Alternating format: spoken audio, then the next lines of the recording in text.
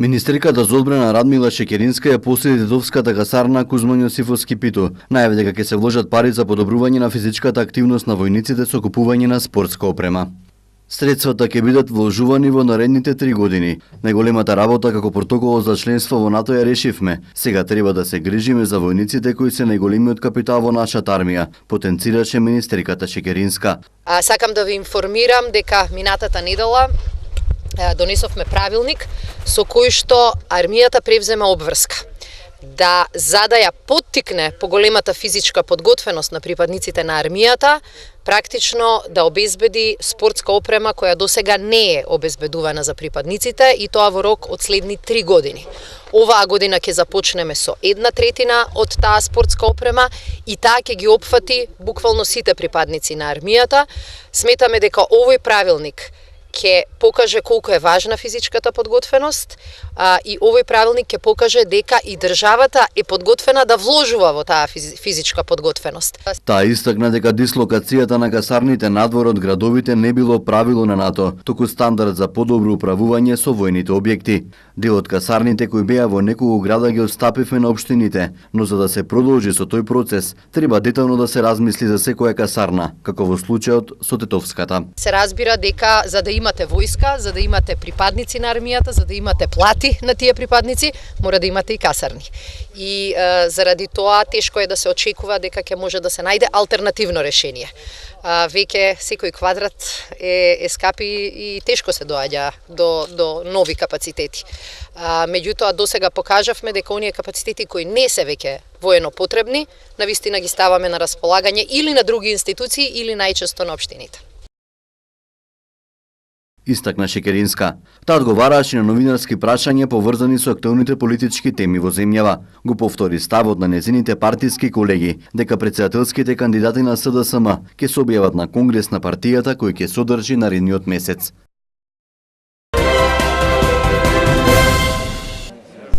Експертски тим започна со вршење на анализа на составот на отпадот кој се собира во општините од Полошкиот регион.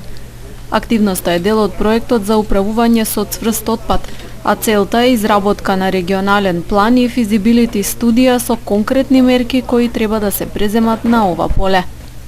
Денес во присуство на представници од комуналните предпријатија од Полог, вработени во гостиварски комуналец под водство на експерти, презентираа на кој начин се врши селекцијата на сметот, од која постапка понатаму се прибираат податоци. What we are doing here is we take a waste probe. Тоа што денес го правиме овде е следно. Го ставаме ѓубрето на масата за сортирање која е конструирана на 2 нивоа. Горно каде останува покрупното и долно ниво каде паѓа поситното ѓубре. Потоа од горното ниво каде е поголемиот отпад го сортираме во различни канти, како на пример стакло, пластика, метал, органско ѓубре, хартија и отпад кој не може да се рециклира.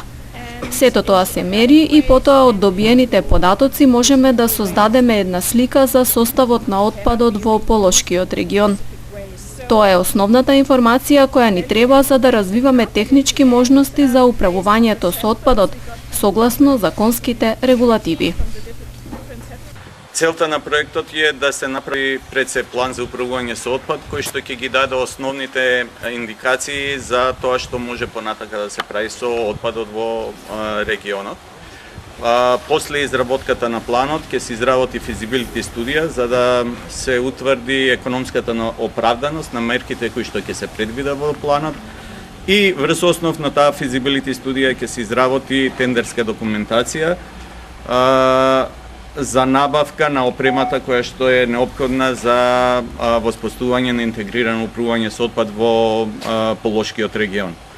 Она што предвидува проектот е и краткорочни мерки или итни мерки, значи по препорака на експертите, тие се во фаза на изнаоѓање на соодветни решенија, се предвидува да се воспостави вага со целокупна опрема на депонијата во Русино, да се истата да се огради, да се преземат итни мерки за собирање и третман на иседокот и некои други мерки кои што нормално треба да се производ на заклучоците на експертите кои што во изминативе 2 недели беа на терен и постојано ја испитуваа ситуација. Проектот за управување со цврст отпад во Полошкиот регион се реализира со поддршка на Швајцарскиот секретаријат за економски работи во соработка со Министерството за животна средина и просторно планирање.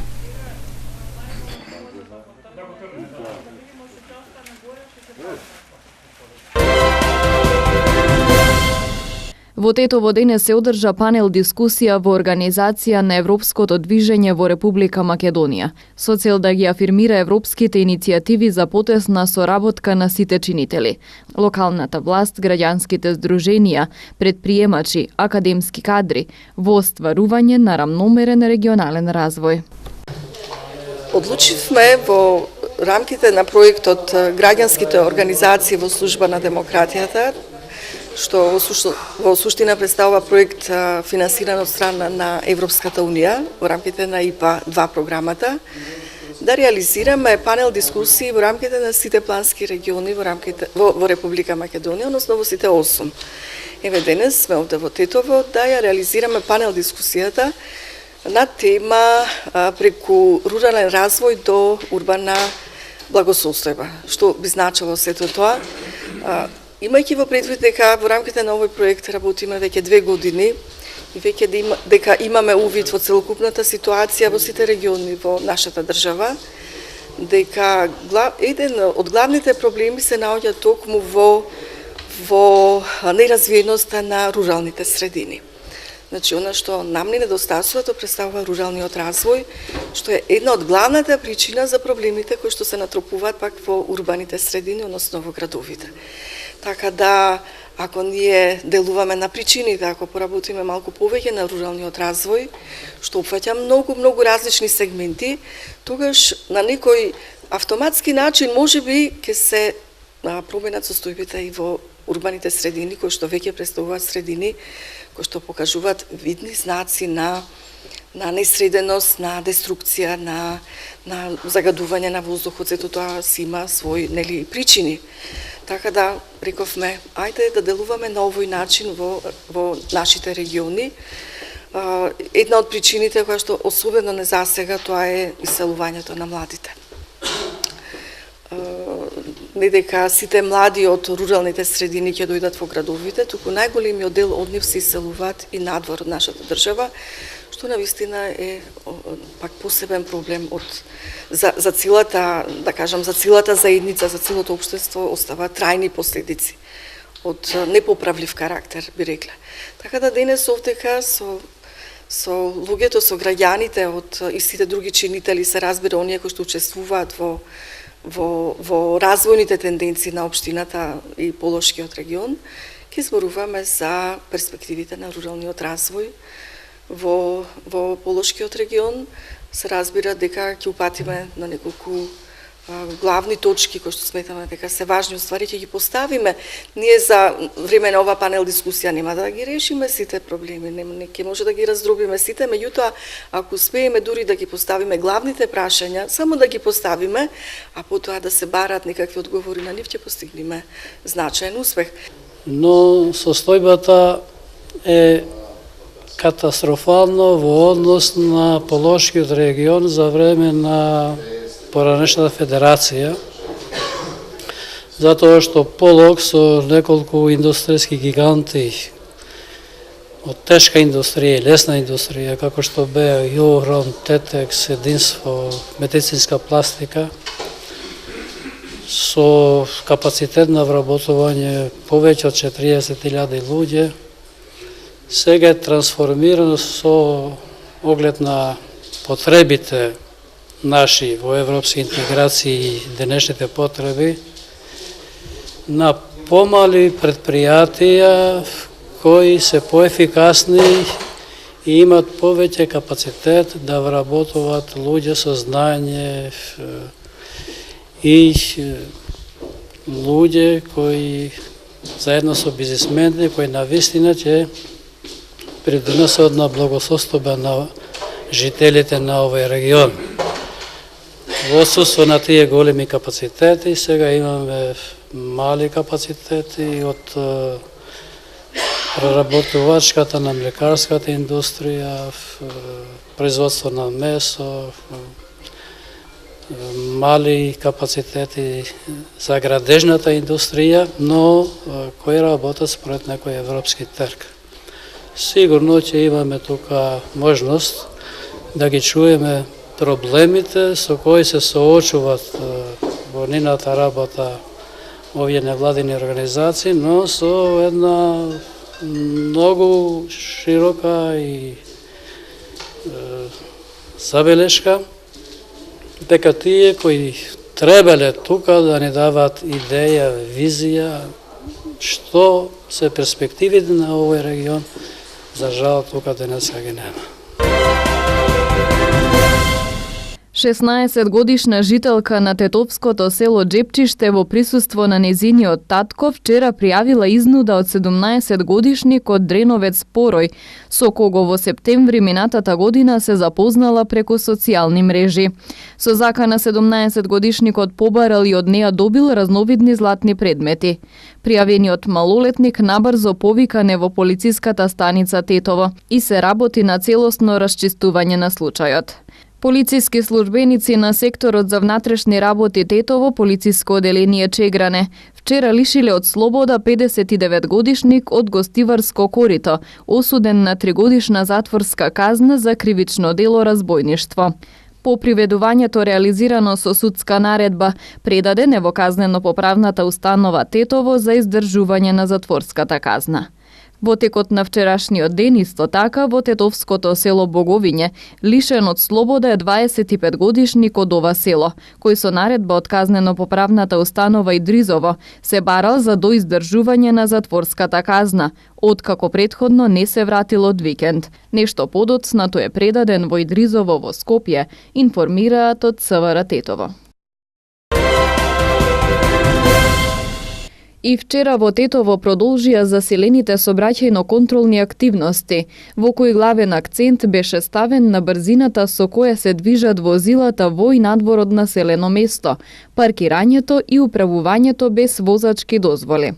Во овие активности откриени се 25 прекорачувања на брзината, од кои 12 во и 13 надвор од населено место, а меѓу кои 2 прекорачувања биле за 50 до 70 км на час над максимално дозволената брзина. На сите прекршители изготвени им се мандатни платни налози и ќе се соочат со парична глоба од 45 до 400 евра во денарска противредност, како и со времено одземање на дозволите од 3 месеци до 1 година, зависно од големината на пречекорената брзина.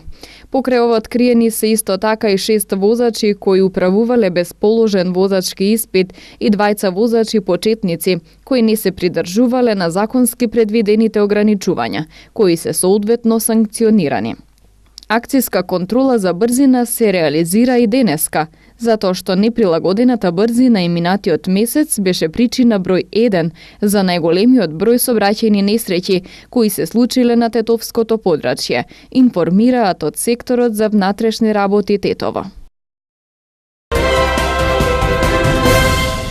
И тетовци според трендовите бараат туристички аранжмани по повод празниците, како што се Свети Валентин и 8 март. Припадничките на понежниот пол ќе патуваат на Меѓународниот ден на жената, а влюбените парови на празникот на 14 февруари. Дел од граѓаните веќе и разгледуваат понуди за летниот одмор. Туристичките агенции нудат различни дестинации, а периодов најатрактивни се Истанбул и Париз. Како секоја година, исто и за ова година, Евротурист имаме програма за Свети Валентин, 14 февруари. Имаме една дневна тура за Солун. Цената е 17 евра, тргнува во 5 часот сабајле од Тетово. Исто така нудиме и индивидуалните програми за Париз, Истанбул, Дубај и екзотичните дестинации. Барањето е солидно од граѓаните. Повише има за автобуските програми за Истанбул, Париз, за Свети Валентин. За 8 март, ден на жената, имаме повише барање. Имаме автобуски програми за Истанбул, Венеција, Виена, Прага.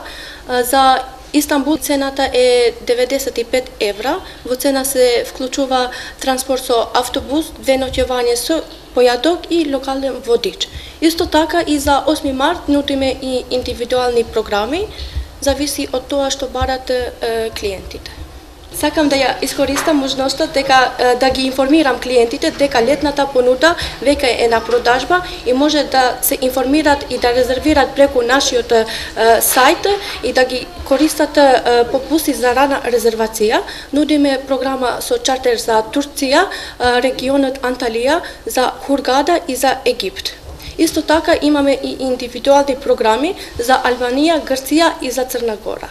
Цените на аранжманите што ги нуди туристичката агенција Евротурист почнуваат од 17 евра за еднодневни патувања, од 120 за автобуски и од 500 евра за авионски превоз до саканите подалечни дестинации.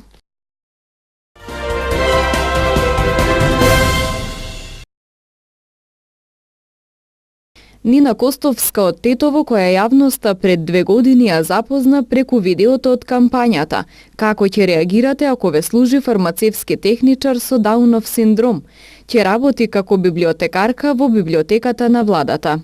На вчерашната средба со премиерот Зоран Заев, таа ја прифатила понудата да биде ангажирана времено, соопшти владата.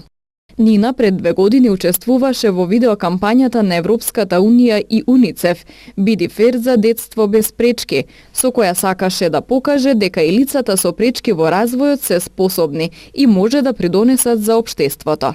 Таа во меѓувреме дипломираше македонски јазик и книжевност на Државниот универзитет во Тетово и учествуваше на неколку работилници, во кои обучуваше учителки и наставнички како да работат со дете со пречки во развојот. Нина вели дека е благодарна што владата излегла во пресрет и што различностите не ги гледаат како пречка. Таа е пресреќна што ќе може да покаже дека може да биде дел од општеството и се надева дека и останатите институции и компании ќе го следат овој пример. Здружена акција на приватниот и јавниот сектор за побрза транзиција и замена на старите возила со електрични, чија мисија на јаглерод диоксид е 0%, итно справување со нелегалните бизниси за отпад, како и промовирање на стандардот за пасивни куќи, кој представува највисок енергетски стандард и ја намалува потрошувачката на енергија за грејење до неверојатни 90%.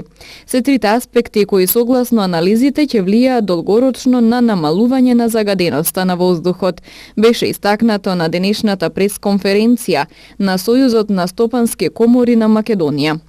Подпредседателот на Сојузот Александар Милошевски изјави дека согласно податоците на Меѓународната агенција за енергетика, објавени минатата година, за една година бројот на електрични превозни средства на светско ниво пораснал рекордно на 3,1 милион возила, а се предвидува до 2030 година да има раст од 125 до 220 милиони електрични возила во светот.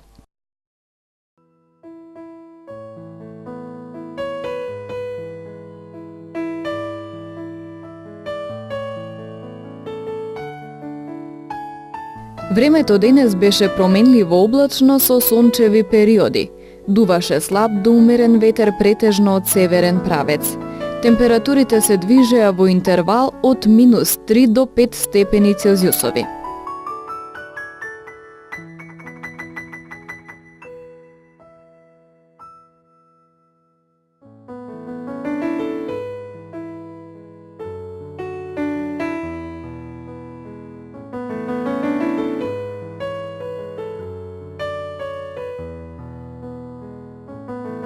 Времето утре ќе биде сончево со мала до умерена облачност и со слаб до умерен ветер од северен правец.